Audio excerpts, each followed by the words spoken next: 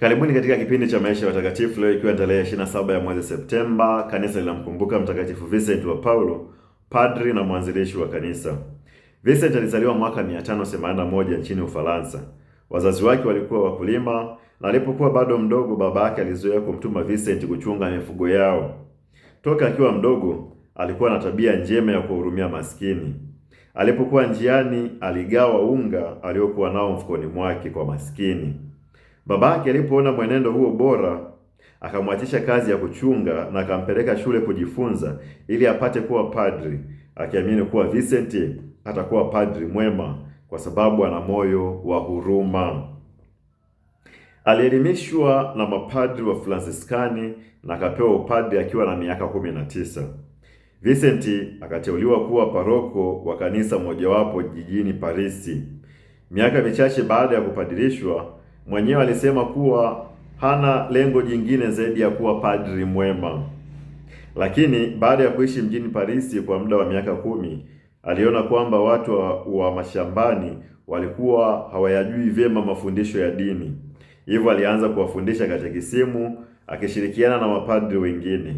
Miaka 5 baada ya kupewa daraja la upadri, Vincent alikamatwa na kikosi cha askari wa Uturuki na kupelekwa gerezani. Lakini baada ya miaka 2 alifanikiwa kutoroka pamoja na Mkristo mmoja aliyekuwa amemwongoa akiwa kule gerezani. Mwaka 1619 Mfalme Louis wa 13 alimpa kazi ya kuwahudumia wafungwa magerezani na watumwa majumbani. Baada ya kufanya kazi hii kwa muda, alianzisha hospitali, akaanza kuwahudumia wagonjwa na akatumia fursa hii kuwaongoa wengi kuwa Wakristo.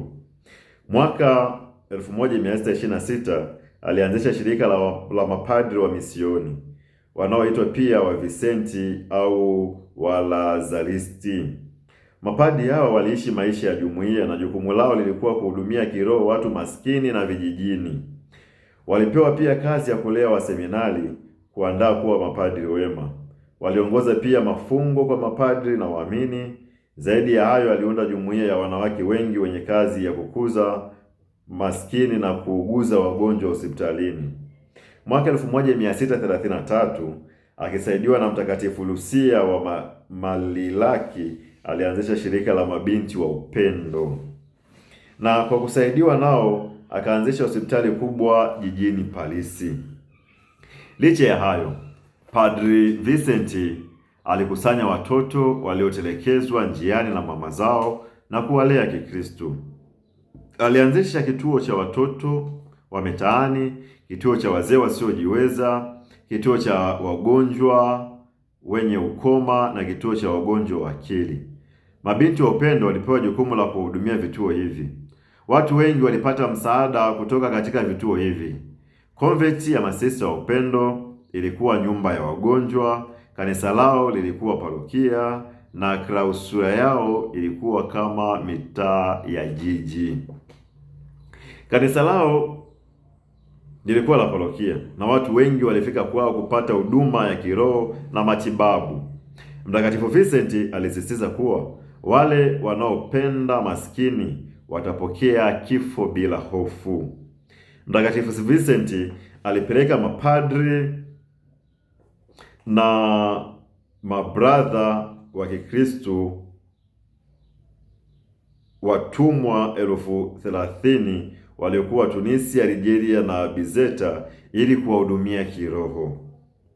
Wakati wa uhai wake aliweza kuwalipa fidia watumwa 1200 ili waachiwe huru.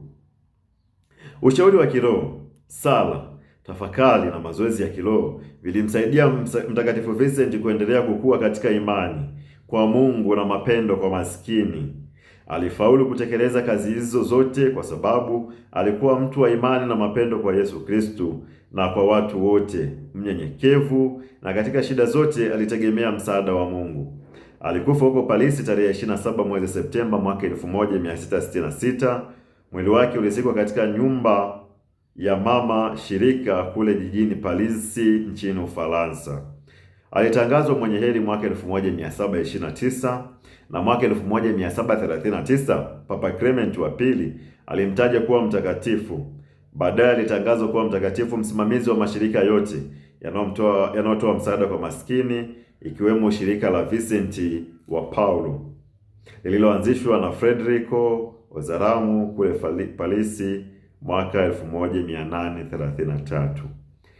Katika tafakari hii ya maisha ya Mtakatifu Vincent wa Paulo, jambo msingi tunalojifunza ni moyo wa kuwapenda maskini, moyo wa kuwasaidia wagonjwa, moyo wa kujitoa kwa watu wote wanaoishi katika mazingira duni. Mwenyezi Mungu anapokupa nafasi au baraka au mafanikio fulani, si kwa ajili yako peke yako. Wakumbuke vile vile watu wanaoishi katika mazingira magumu. Wakumbuke vile vile watoto wanaoishi katika mazingira ya magumu, ikiwemo watoto yatima, maskini na wote wasiojiweza.